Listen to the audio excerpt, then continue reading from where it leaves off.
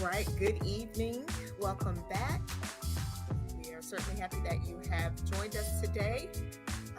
Today we are, or this evening, we are live from the William J. Clinton Presidential Library. And this evening,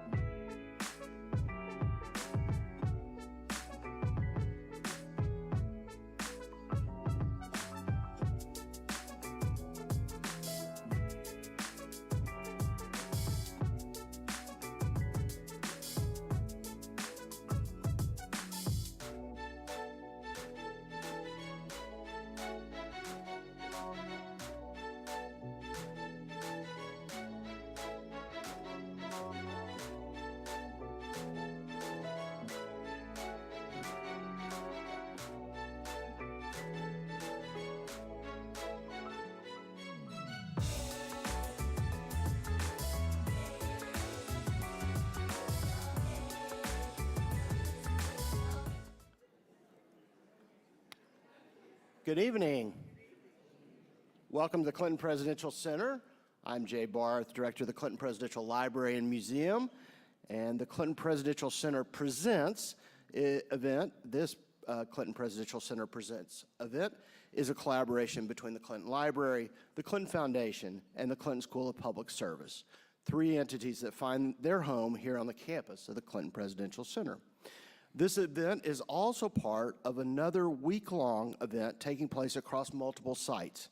That event commemorates and recognizes the 70th anniversary of the Brown v. Board decision, providing insights on the road to Brown, the decision itself, and its short-term and longer-term implications.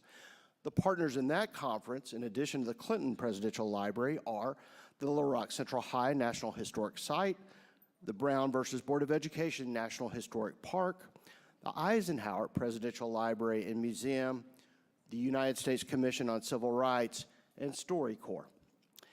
In particular, I want to thank Kathleen Pate, the education specialist here at the Clinton Library, for her many months of work on this event, and Denise Persons, our public affairs specialist, whom you'll hear from later, who's also been very important in this event.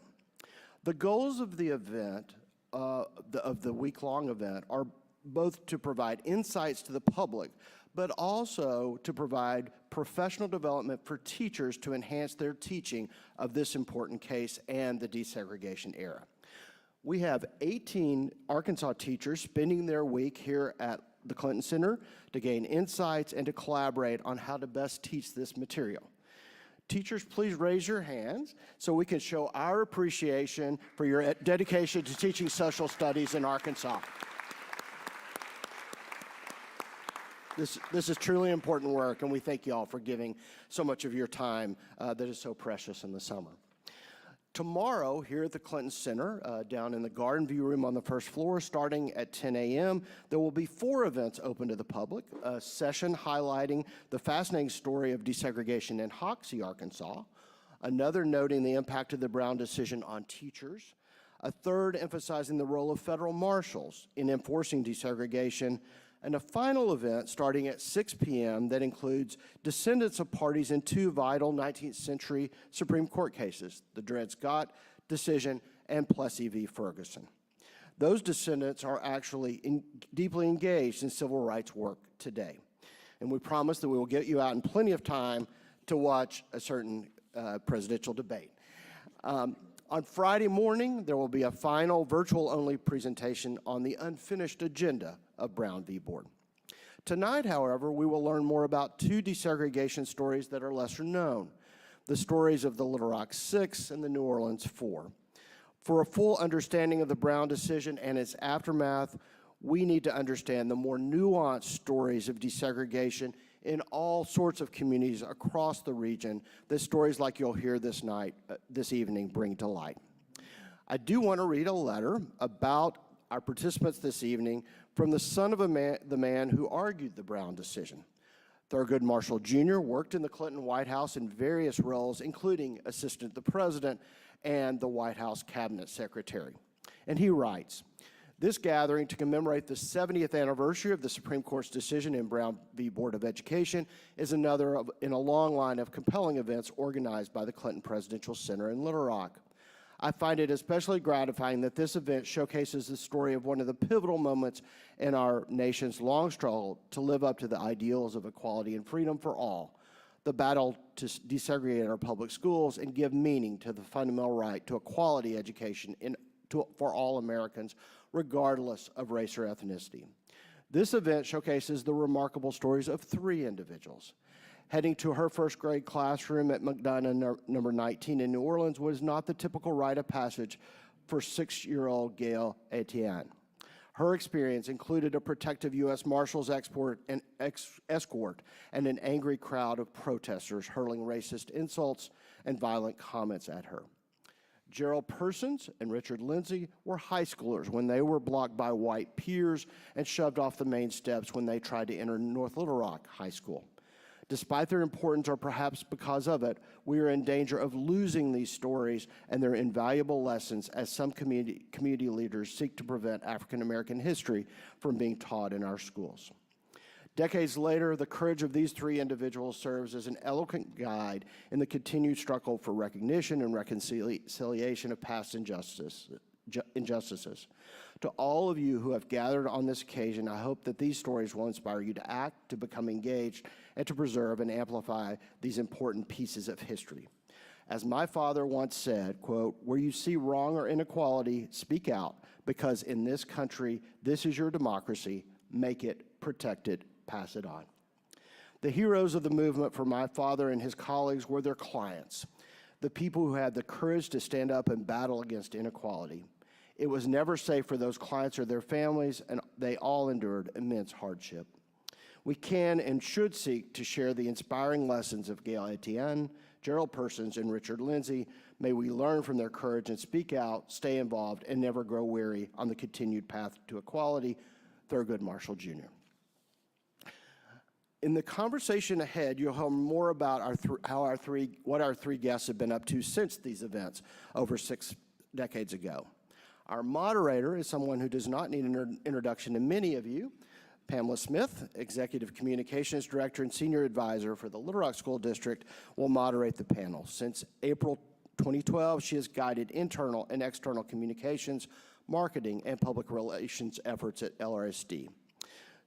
Pamela is a 30-plus year communications veteran who's enjoyed a career that spans public relations, radio, television, broadcast, and print. Pamela, I'll let you take it away. Welcome, everyone. Thank you very much, Dr. Barth. Good evening.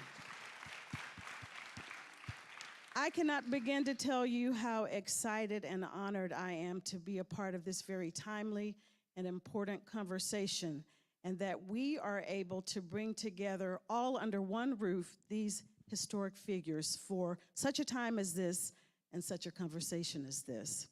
As we commemorate and revisit the historic significance of the landmark Brown versus Board of Education decision, we want to take this opportunity to not only reflect, but to learn more about the often overlooked stories of desegregation that unfolded all across the country.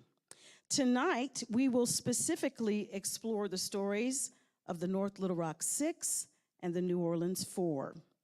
We are honored to have guests on the panel who have actually lived these remarkable experiences and are here to talk about them. Who better to share these stories than these courageous individuals themselves? Join us as we delve into their personal journeys, the challenges they faced, and the lasting impact of their brave actions on our society. We're also very grateful to the Clinton Center, the Presidential Center Museum, for hosting this important conversation.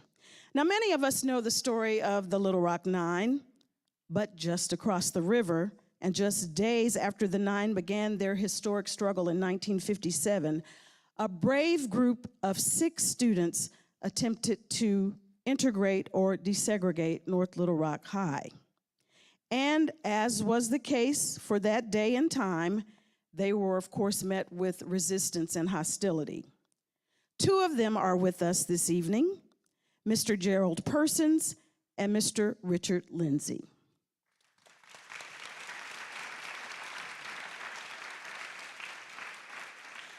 And in the case of the New Orleans Four in 1960, 4 young African-American girls courageously integrated 2 elementary schools in New Orleans, facing intense hostility, again, and adversity. Now, many of you perhaps have heard the story of Ruby Bridges. However, little is known about the 3 other little brave souls who were all entering all-white schools at the same time.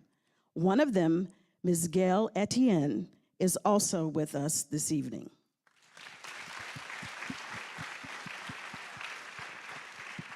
And we had the pleasure of visiting briefly before we came out this evening, and I shared that we are standing on the shoulders of giants.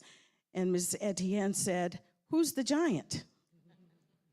And of course, we all know that these wonderful individuals on stage are giants, and we do owe them a deep debt of gratitude. And I wish, if you wouldn't mind indulging, by giving them a nice round of applause.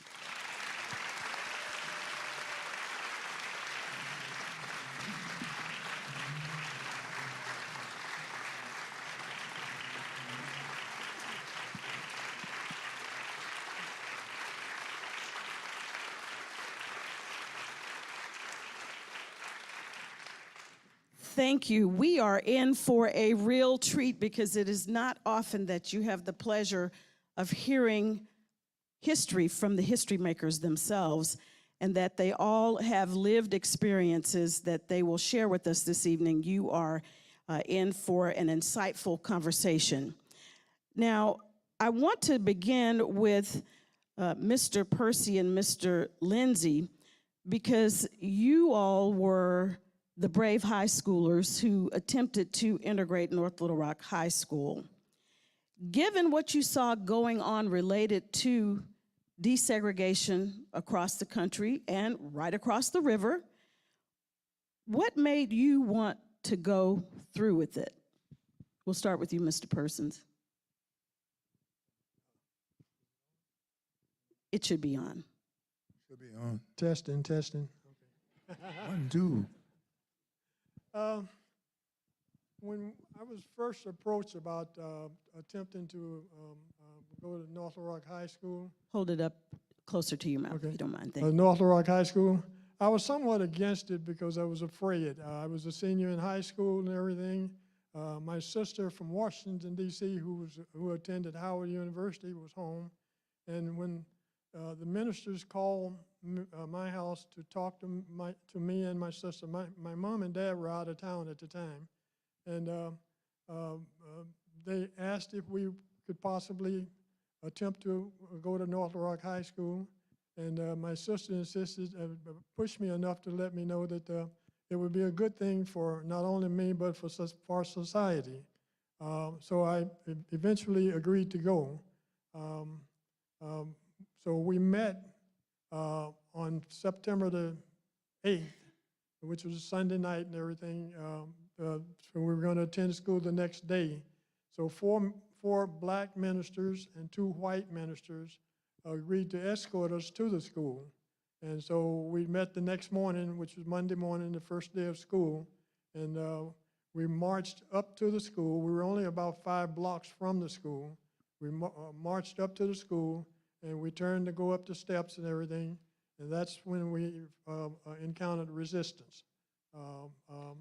And it was frightful, and we recall names that you can't imagine, and they pushed on us and shoved us back and everything and pushed us back down to the sidewalk. And then the superintendent of the school came out, wanted to escort us back up the steps, but the crowd wanted to make sure that we didn't get in there any kind of way. So they stopped him from trying to go, and he threatened for suspensions for some of the students, if they didn't get out of the way. But they eventually didn't get out of the way, and so the superintendent told us that, look, this doesn't look like this is going to happen now. So he wanted us to meet at the superintendent's office a few blocks away from the school, where we discussed not going there and going back to the all-black school, Jones High School, in the east end of North Little Rock. Now I want to back up just a second here, because North Little Rock High School was in the Military Heights. And the Military Heights, and I know you can't see this from here, but the Military Heights was an area like this. North Little Rock High was right on the corner. So it bordered Main Street, it bordered 22nd Street, Railroad Avenue, which is now I think is called Percy Mason, and what else we have here? Main Street, 2nd Street, yeah. Anyway, that was the Military Heights. Now, the Military Heights was a black area, all black. The school was in the Military Heights. It was a part of the neighborhood, right on the corner of the school. And so we had, when we got ready to go to school, we had to go to 22nd and Main, because that's the main street. We had to catch a bus and take the bus to downtown North Little Rock, transfer to another bus to take us to Jones High School. Either that, or you had to walk, or you had to ride a bicycle or something. It was approximately 2.5 to 3 miles. So we had to walk in the rain, sleet, and snow. But the point I'm trying to get to is that it was right at the corner of the all-white school that we had to bypass, we had to go past to even get to Jones High School, And of course, throughout the years, there were occasionally taunts from the white students as we went by, because they were gathered outside. A number of them were gathered outside to taunt us as we went by. But this didn't necessarily happen every day, but every now and then, So that's basically what happened to me, to my group. Well, I, and I'm sure everyone in the room appreciates your recalling that story, and it just strikes me that your sister helped make that decision for such what would be an impossible seem to be task for you to integrate or desegregate a school while your parents were out of town. That's just absolutely stunning to me. But I guess that's the power of a big sister. So, Mr. Lindsey, if you don't mind, can you briefly share if you felt your experience was a bit different from Mr. Person's? I guess this is on, is it? Yeah. Mm-hmm. Okay. My experience is a little bit different. The day before we were supposed to do this, the night before, I was at home with my aunt, and we were sitting and talking and watching television. She get a phone call, and this person on the phone asked her if I would be available to go somewhere in the morning. I had no idea she was sitting over there with me, and we were talking, and I could hear her on the phone just as good, and all of a sudden she said, "Oh yeah, he can do it." And all of a sudden, I wanted to know what they were talking about. She gets off the phone, and she asked me, "What you wearing tomorrow?" And I said, "I just bought these brand new jeans. This is the first day of school. I got new jeans and new tennis. I'm ready." But so she said, "Well, don't wear them tennis.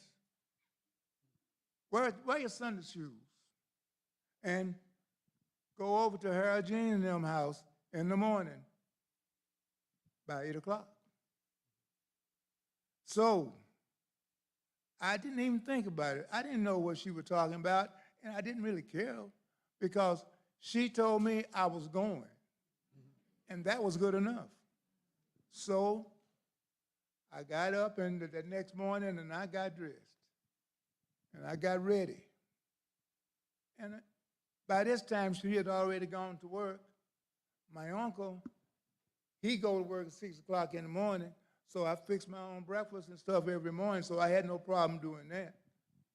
I got up, and I was ready to go by 7 o'clock because she said, you got to be there at 8. And that's only about 10 minutes walk, but I was going to be there at 8. And I made it. I mean, it was a good walk, and I had a good time walking. I always walk. But to Harold Jean them house is only about 7 or 8 blocks, so that was an easy run. Well, I get to the corner, and I look down to Harold, which is about a half a block down the street, and there are these Cadillacs, black Cadillacs sitting in front of his house. I used to call them preacher cars because that's the only people had them in our neighborhood was preachers. But I walked up there to that door. By this time, the rest of the guys were standing around talking and doing what they were doing. And finally, I talked to them for a minute. And Mrs. Smith came out and told us to come on inside and sit down. We were going to, they had something to tell us. So we went inside. Everybody there knew what they were doing but me. Everybody in there knew why they were there but me. But I was following orders, so I did it. I listened to them. They told us what we were going to do, and then they took us outside and said, we're going to walk up them streets, we're going to walk straight up that hill to North Rock High School. Well, I think in my mind it was a joke, or I was playing a game. I didn't know. The seriousness of it hadn't hit me yet. But it wouldn't be long now. And we walked. We started walking. They told us, don't look down and pay attention to your feet. Keep your eyes straight ahead so you can see where you're going, and you don't want to walk over nobody else. We lined up just as nice, 2s and 3s, and started walking. Now, but to get up that hill on 22nd Street, it's just not much of a hill, but what it does, if you ain't careful, you'll trip. So we walked up that hill and started walking up the hill, and we were about 3 blocks away from the house when I noticed the people. And by this time, I was talking to the guy next to me who was walking, and he was telling me, oh, all we're going to do is walk up this street, and then we're going to walk back. I said, okay, works for me. I got to be at school at about 9 anyway, so I'll be all right. And it worked. I mean, we were walking, and we weren't talking very much. All of us seemed to be, all of a sudden, we got silent, and we were just walking up the hill, walking up the hill. And all the while we were walking, people were walking down toward us, and they were all white people. We got about a block from the school, and that's when the name calling started. And that's when I guess I knew what was happening. The person I was walking with, I asked him something, and he said, I guess we're going to go into this school today. We're going to change schools. Okay, I guess but I, like Gerald, I wanted to go back to Jones. Jones was like a haven. It was easy to get to, and I knew everybody. And the lady in the guidance office had told me at Jones that next year we're going to have a drama class, and you can learn how to act and do stuff like that. So, but you got to be here on the first day of school to do this because they're almost full. And I had to sign up on the first day. But right now, I was walking up this street with these people yelling at me and calling me names, and I didn't think about nothing, I guess, but watching where I was walking and watching what I was doing. Well, we appreciate your sharing that, and we'll get back to more of your Okay, I'm story. sorry. No. We want to hear it, but I really want to get to the part of the story where someone touched your neck. So Okay. stay tuned for that. For you, Miss Etienne, do you even feel like you were old enough to know what was going on? At 6 years old, I didn't know what was going on. My memory is a little different. My other sisters, Tess and Leona, they remember that morning getting up. My day doesn't start for me until we're coming around. I'm in the car with the marshals. I'm coming around the corner, getting ready to get on the main street. And I saw this mass crowd of people that was screaming and hollering and calling us all kind of names. And there's one picture I'll never, ever forget. There was this pregnant lady on the neutral ground with a garbage can top. And I was wondering, what could I have done as a 6-year-old for to make them act the way they were acting? They were screaming and hollering and look as though if they could get to me, they would kill me, and I didn't know why. All I know is that I was going to a school. So we pulled up in front of school. We get out. The marshals come. I had one in the front. His name was Warren. He was my boyfriend.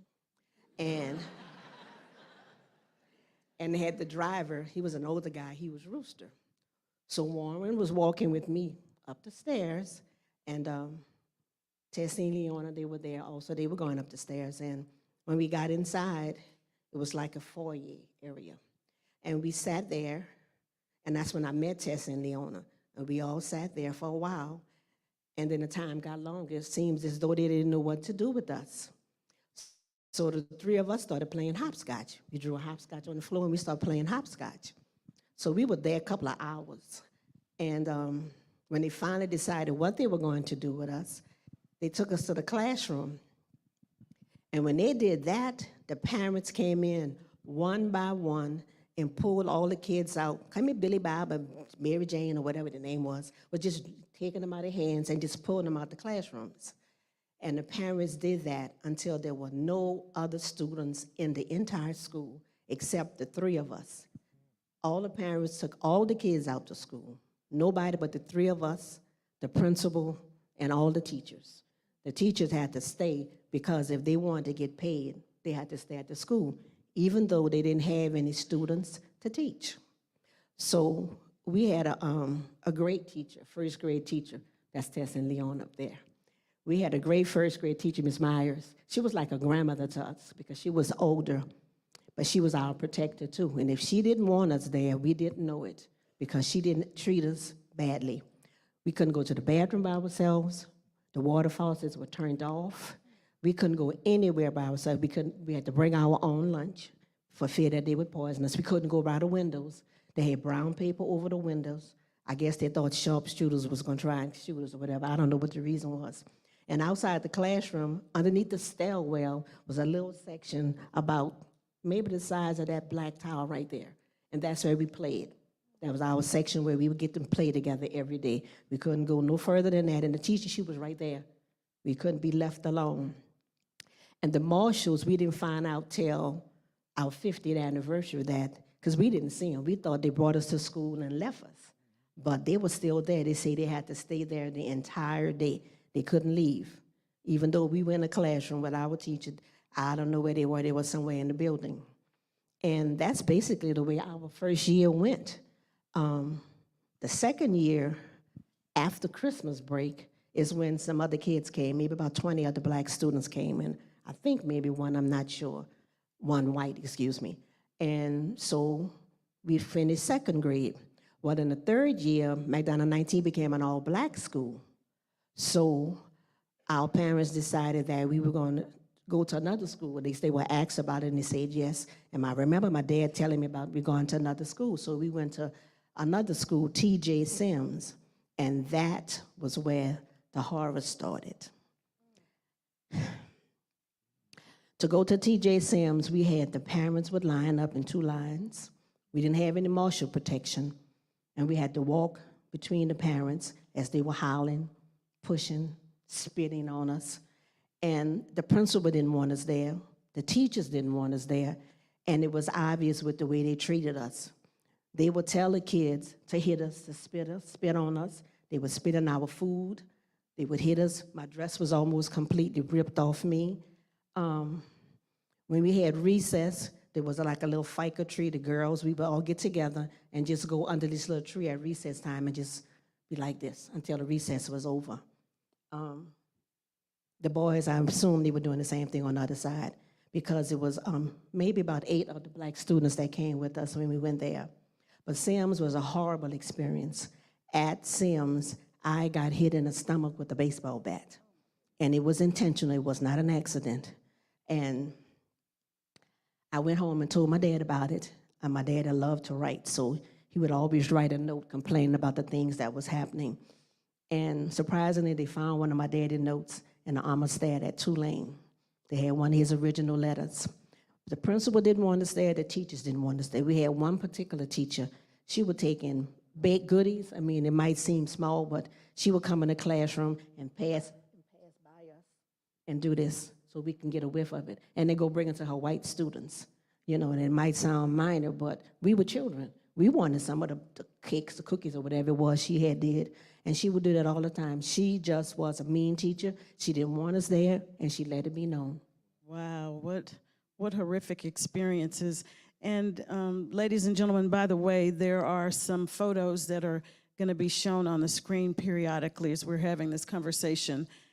The sun is in my eye a bit, so I'll try to refer to them as much as I can, but you can check out the screen periodically as we're having this conversation. So you talk about that kind of fear for all of you. What does that do to your psyche, particularly as a young child? Well, I was a nervous wreck. I had to, I went to the doctor, and I had to take some medicine because I was a nervous wreck. And that was because of the way they treated us, and I didn't know what to expect from day to day.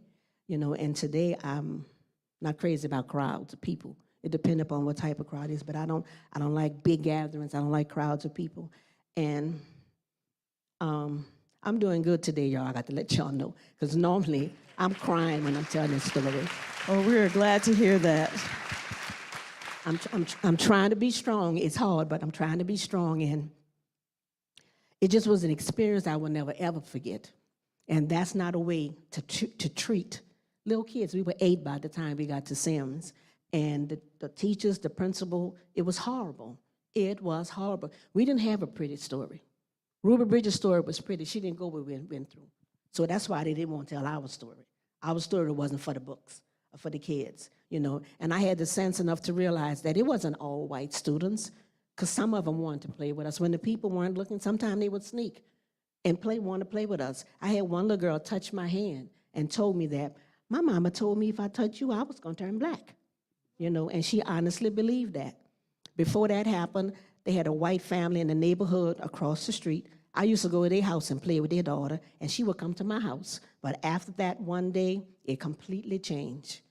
There was no communication between us, because I guess I was one of the little ends that went to the school, you know, so they didn't have anything to do with me after that. Wow, that is just horrible to hear. And you, Mr. Lindsey, you talked about how someone touched your neck, and share that story with our audience, if you don't mind. Sure.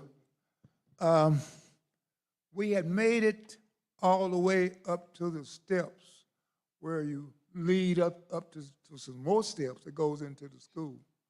And we were right at the mouth of that walkway. And by this time, I guess everybody got brave, because the people that were standing across the street and down the street and on the corner, everybody seemed together right there in that spot as we were walking up that hill. And they were following us. And when we got to the top, there was a round flower bed, a thing right in the middle, but we walked around it. And just when I got to that side, the crowd came in on us, and there were people touching. We were actually touching. Wasn't any violent touching. They were just touching, I guess, trying to get by. And finally, I felt it. Somebody put their hand on my neck, and they just touched it barely, and I didn't look around. It didn't hurt or nothing, but it laid on my neck, and all I heard was, I just wanted to see how a nigger felt. But it wasn't violent. It didn't feel like they were trying to hurt me or anything. I guess they just wanted to feel. And I just kept on walking. I guess we had a rule, keep walking. Well, is this photo of you? Right, that's me right there. And that's when we were making that. We had just got up them steps and we were walking toward the main steps now. And wow, I get these pictures. What goes through your mind when you see these pictures? Oh, wow. Everything goes through your mind, I guess. I see people, but mostly I hear. I didn't feel anything, but I could hear people calling me names and things that they were saying. They sounded violent. Somebody said that there were 400 people out there. I told them it was 4,000 people out there. I know it. So I don't know. Go ahead, Mr. Persons. Oh, I'm sorry. No, we want to hear from you. Okay. Yeah. One of the things that happened, of course, is that, as Richard mentioned, we went up the steps and we were paired off in twos, going up the steps and everything. But when we were finally, we were stopped once and pushed back, and then we went up again.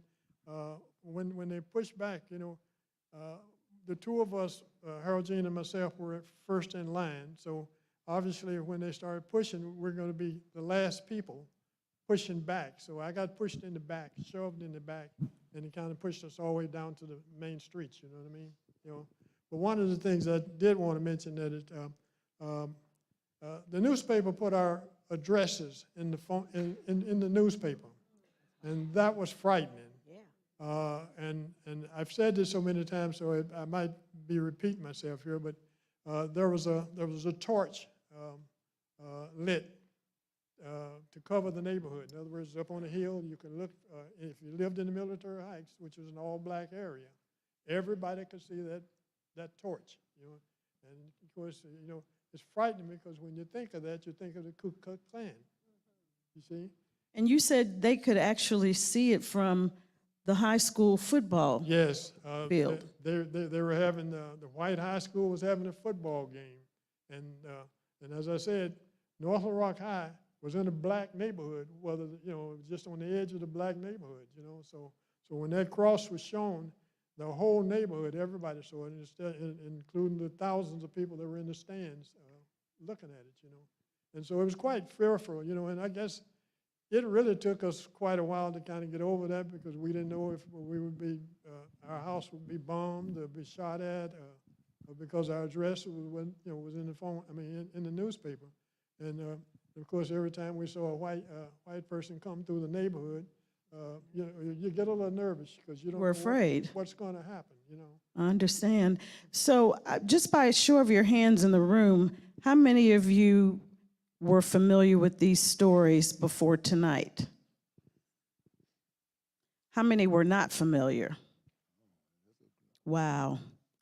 That shows you that these are untold stories that were real, that happened, that impacted real families, real young people, and that you are here to tell us about them, and that you have weathered the storms all of these years. We are truly, truly grateful. Miss Pam, I have a story.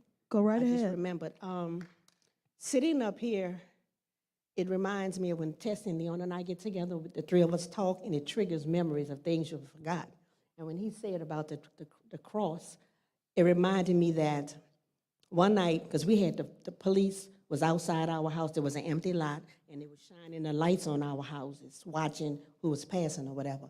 So one night, my dad went outside, and then my mama went outside, And so I followed them. And I was standing, like leaning around the side of my daddy trying to see what was going on, because it was my mom, my daddy, and then me peeping. Well, they had this black car in front of our door. And the police had came, and they stopped the driver. I don't know if he stopped on his own or they stopped him, but when I got out there, the police was there. And they had this white guy, and they took him to the back of the car. And they opened up his trunk, or made him open up the trunk, or whatever, it got open. And inside the trunk, they took out this gun. To me, at 6 years old, however old I was, it looked like it was about that long. I don't know how long it was, but it was a rifle, shotgun, or whatever. And they took the gun, they took the man, they put him in handcuffs, and they took him away. I guess a police officer, somebody took the call, but they took him to the police car and took him away. And I don't know what happened. I don't know if they told my dad, and my dad just didn't tell me. I don't know what happened, but I remember that happened. And that's the only thing I can remember other than getting dead birds or whatever in the mail. Some of our mail, our mail went through the NAACP, but some of it got skipped, And then I had one more experience when I went to high school. I went to high school, and it was a predominantly white school. And Leon and I were at that school, and one of the white guys went home, one of the white students rather, went home and got a gun, came back to the school, and shot one of our classmates in the neck. I never forget his name, it was Jules Mild. He shot him in the neck. And so he took and left and went home, and we didn't know it, but his parents took and put him on the first plane leaving, and he left town. So the black guys got together that day, and they were gonna do their best they can to retaliate. So they told us girls, don't y'all come to school tomorrow, y'all stay home. But us being little nosy little girls, we wanted to know what was going on. So we said, we coming to school because we want to see, not knowing how bad it would be. So when I got to school and I'm opening up the cafeteria door, I had to duck because a chair was coming across my head. They had the teachers and they fighting with the students. The police were coming down the street. We were like 2 blocks from the police station. They were coming down, and they were coming in the cafeteria on horseback. That's how bad it was. The police was on horseback, the teachers was fighting, the students were fighting, and then that's where the locker room was too. In the cafeteria, you have the lockers, and it was crazy that day. And then one day I was catching the bus home from school, and they had a lady, an elder lady said, the police is always at that school. Because it was always having fights and everything, and with the blacks and the whites. That was an experience going to that school also. There are things that happened to me during that time, to all three of us really, that I will never, ever forget. And I don't wish that experience on anybody, because it was not a good story. It wasn't a good experience. But I'm glad that I did it. My dad was asked, Mr. Etienne, if you had to make that decision again, knowing what was going to happen to your child, because he didn't know in advance. And would you still make that decision? And my dad said, yes, I would, because it was something that needed to be done, and I pay my taxes just like everybody else. My daughter was going to a school where they had the books with the pages missing or torn out, old dilapidated, big school. The elementary school I was at, my dad went there. That's how old the school was. And he said, I pay my taxes, and she was entitled to go to whatever school she wanted, I wanted to send her to. So, then we've been asked the question, if we would do it again, and all three of us said, yes, we'd go through it again, because it needed to be done. Leona said we were the chosen ones. Absolutely. Absolutely. I was watching a video where one gentleman said that in the 50s, they were getting hand-me-down books from the 30s. So can you imagine trying to learn and be in a contemporaneous time for that period with 20-year-old books? Absolutely amazing. So what was going on at home while this was happening? What was the feeling in your household while these things were happening? We want to start with you, Mr. Persons. Well, as I said earlier, when we attempted to go up there, my mom and dad wasn't in town. But after. But after. When they got back home and everything, they were a little nervous about what might happen, because prejudice and hatred and everything was taking place, and we didn't know what was going to happen. As I said before, whites would drive through the neighborhood, and for some reason, blacks just didn't fight back, as they should have. You know what I mean? So it was fearful, and I take it. It took probably about 4 to 6 months for we finally started feeling somewhat comfortable. Well, in some instances, parents lost jobs Right. as their students were trying to desegregate schools. Did that happen to either of your families or any of your families? In my case, my dad had indicated that he didn't lose his job, but they just treated him different. And it took a while for that to die down. Mr. Lindsey? My aunt, she worked in households on Park Hill, and my uncle, he worked at the hospital. I'm sorry, can you put the microphone up a little closer? Thank you. He worked at the Missouri Civic Hospital, and he also worked at Mirren Hotel Garage. So he was very seldom home. He only was home 2 or 3 hours a day. And they both had the kind of jobs that you don't lose that easy, if you know what I mean. And no, there were no jobs lost in my household. What about for you, Miss Etienne? Well, my dad and Tessie's dad work at the post office. And one day my dad said that at the time clock, they noticed a note up there. And it said that they knew that one of the in girls' daddy worked at the post office. And they wanted to know, I guess they knew that it was 2. And they wanted to know the name of the girl's daddy. And they wanted somebody to tell them that. And these were the white guys standing like on one side, and my daddy said the black guys were standing on the other side, but behind them. And see the guy took and whispered in his ear, "We got your back, H," because they call my daddy H. "We got your back, don't worry about it." So they didn't lose their jobs, but they had to worry about if the people, when they find out if there would be any retaliation or anything to them. Well, you have such powerful stories. Why do you feel that we are just now hearing about them?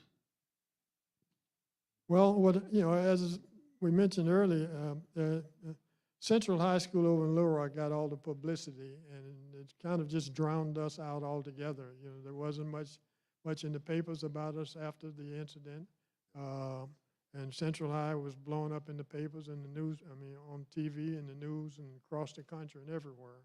And so it's a lot of people, even my age, wasn't really aware of what we had done, and even to this day, when my kids were in high school and everything, I would mention it, that we attempted to enter North Little Rock High, and they can't imagine why we couldn't. And anytime I start talking about it, and they say, "Hear Dad talking about that stuff again," you know what I mean?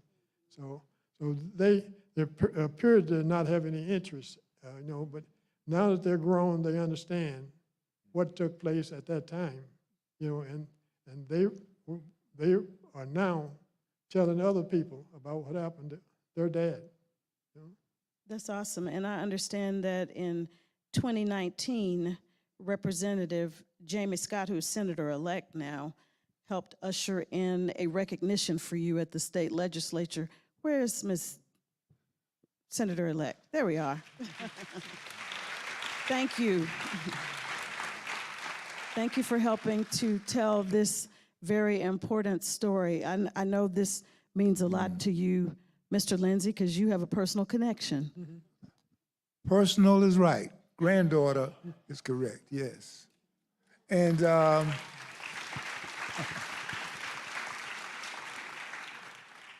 and I was invited to the Capitol and sit and listen to all the speeches, and they honored me. So yes, I got a lot of connections to there. A long overdue recognition. Ms. Etienne. As far as our stories not being told, I don't know if it's the main reason, but one of the reasons is because we didn't have a pretty story. And they didn't want to show how their young white children were treating us And that's, I think, is one of the reasons why ours didn't get as popular.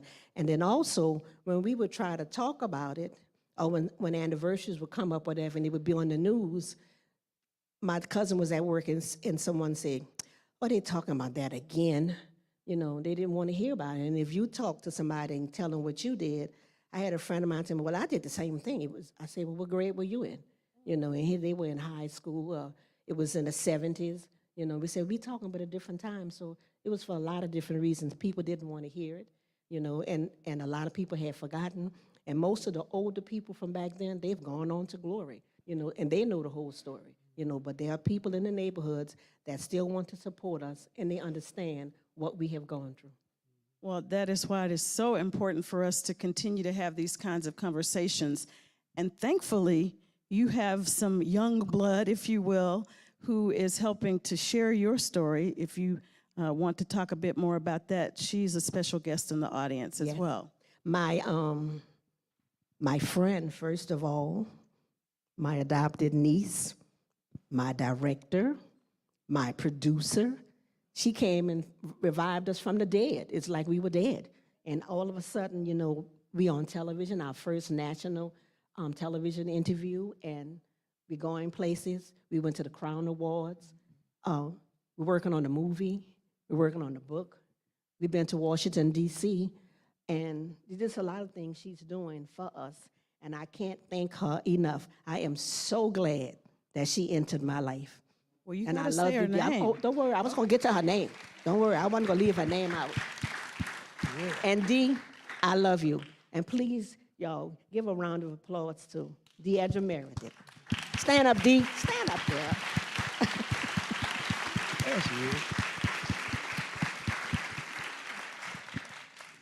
So we have a lot of policy decisions governing zoning, education, and race.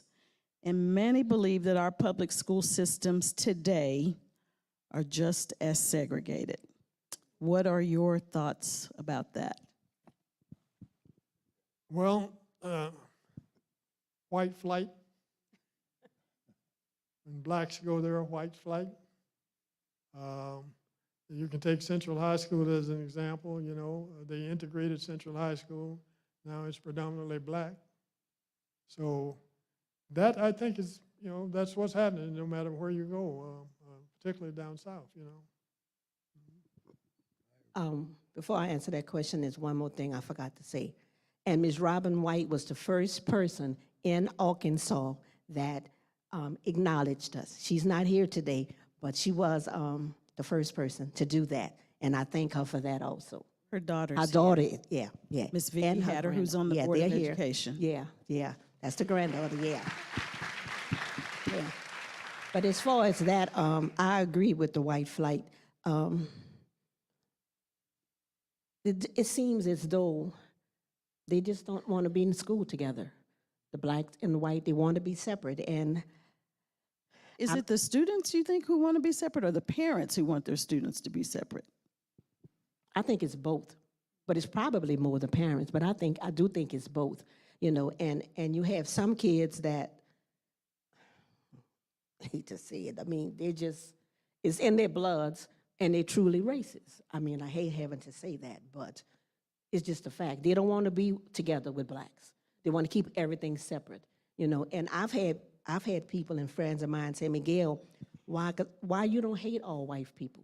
And I say, well, I, more than most, have a lot of reason to, but I don't. I have a lot of white friends. I was telling them that recently a white guy, I work at the post office like my dad did, 25 years. I had one guy came up to me and told me, just all of a sudden he came up and said, I know what you did. And I looked at him and said, what I did? He said, I know who you are. And I said, oh. You know, I wondered what's going on. And then so I said, well, what? You one of those little girls. I said, oh, yeah, I am. He said, and I've been wanting to say something to you, but I didn't know how you would react. I didn't want you to be overwhelmed. I didn't know how you felt about me as a white person coming up to you. And I told him, I say, I have no problem with that. I say, I'm so excited that you did. And whenever you see me, you could say anything you want to me. And I took and I gave him a big hug. And every time he sees me now, he says, hey, Gail, you know, so.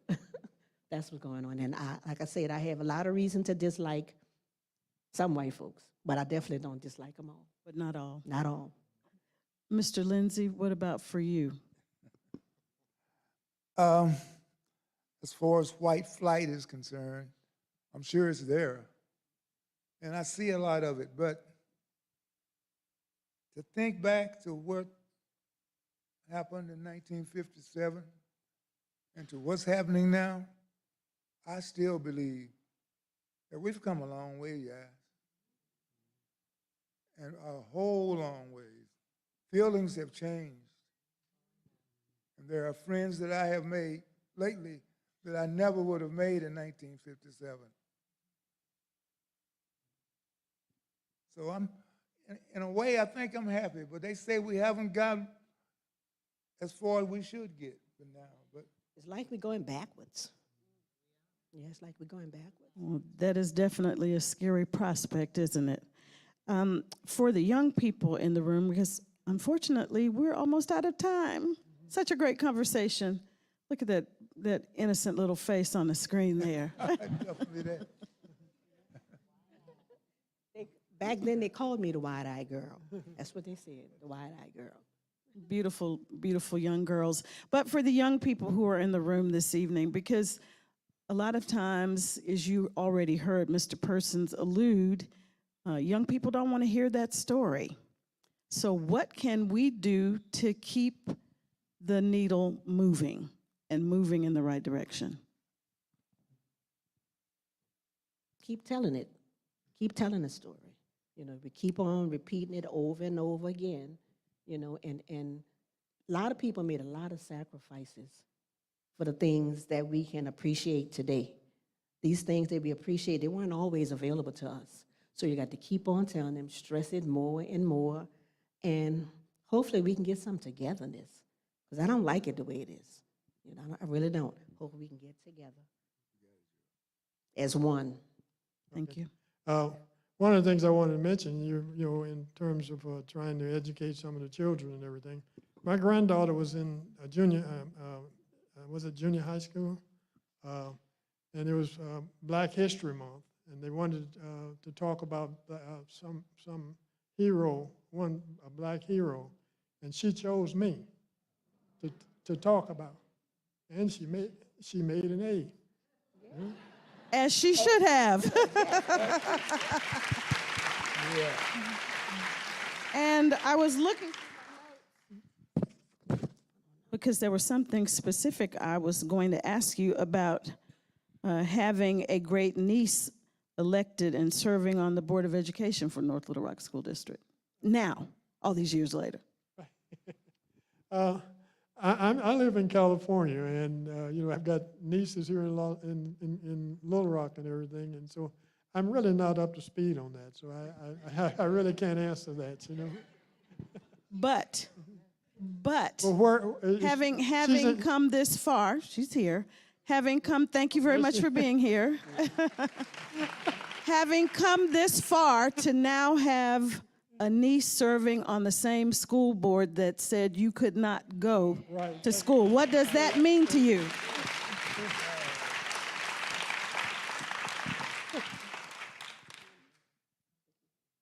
What does that mean to you to have a niece now serving on the school board? I'm very proud of that. Okay. You know, maybe things would change quicker. Well, she probably says so as well. Right. I have one more thing I'd like to say, almost forgot. The school that we went to in 1960, Leona, which is one of the three of us, she now owns the school. And the name of the school has been changed to the Tate Etienne Prevost Interpretive Center. And a little known fact to me, okay, oh, there we are. We're looking at a groundbreaking of that center. That's wonderful.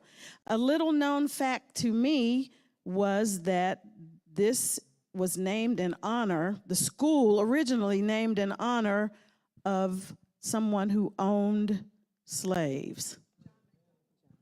Is that not incredible? How we have come full circle on this moment. So, Mr. Lindsey, what would you like to add? So So far, you guys have covered everything. Believe me, y'all have covered everything. But for young people, what would you like to see continue in terms of the work that needs to be done? I've had 2 boys and 4 grandkids who graduated from North Little Rock schools, the same school that I tried to attend years ago. And they turned out great. All of them, all of my kids turned out great, and I wouldn't change it. And they say I had something to do with that. I'm happy if I did, but believe me, they did a lot on their own. I'm happy. Let's give all of our panelists a nice round of applause.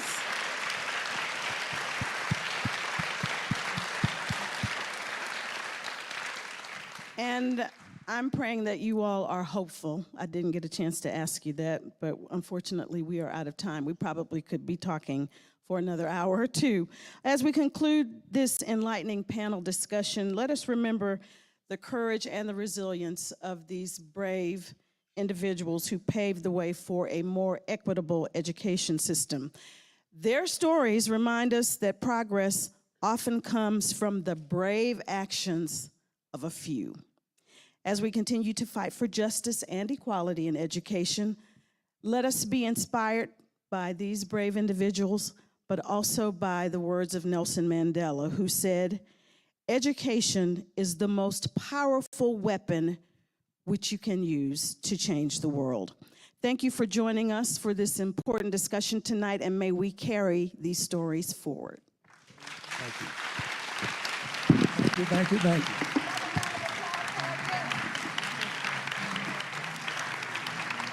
Thank you.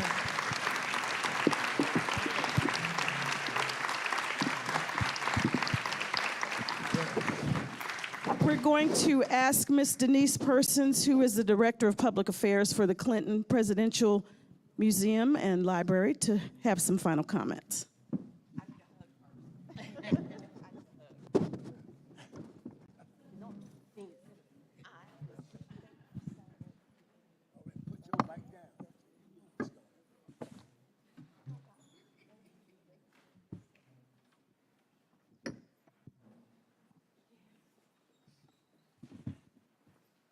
I tell you, the stories that they told this evening, it just tugged at my heart. And I was just compelled to give them a hug. They were so outstanding this evening. Y'all give them another round of applause, please. Again, my name is Denise Persons. I'm the Public Affairs Specialist here at the Clinton Library. And I am very, very, very proud to say that my Uncle Gerald is one of these unsung heroes. Thank you, Uncle Gerald. Were we not privileged to hear from them the firsthand experience of these heroic persons? You know, I consider them even bigger heroes tonight because they shared. They went back in time to allow us to feel what they felt during that time period. They are so heroic in their efforts then and even now. I feel like we barely scratched the surface of those events that happened during that time. Pam had already touched on it, but I do want to acknowledge my cousin again, Angela Persons. It is ironic, the timing of this program, that she is actually sitting on the North Little Rock School District Board. And Angela, it's your second term, isn't it? Wave your hand again, cousin. I am so proud of you. And then also the president of the North Little Rock School District is here, Dr. Paluski. We thank you for being here as well. Thank you. They're doing great work over on the north side, and they're to be applauded for that as well. And then also Mr. Kerry Bradburn is here. Kerry, would you raise your hand, or would you stand for us, please? Kerry is the North Little Rock historian, and he has refused to let this story not be recorded and for it not to be lost. So we owe him a debt of gratitude for making sure that others know about the North Little Rock Six. On behalf of the Clinton Library Director, Dr. Jay Barth, Education Specialist Kathleen Pate, the Clinton Presidential Center, and myself, we would like to thank our panelists, Gail, Etienne, Richard, Lindsey. Richard, I said I wasn't gonna say this, but how many people out here remember Lindsey's barbecue? That's the man right there, Lindsey's barbecue, in case you guys did not know that. And then my Uncle Gerald and our wonderful moderator. You were the first person that we thought about handling this presentation for us, and you did an outstanding job. We applaud you for that. Absolutely.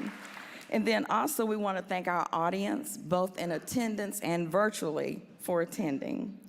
Tomorrow you can hear lesser known stories and take advantage of other educational opportunities.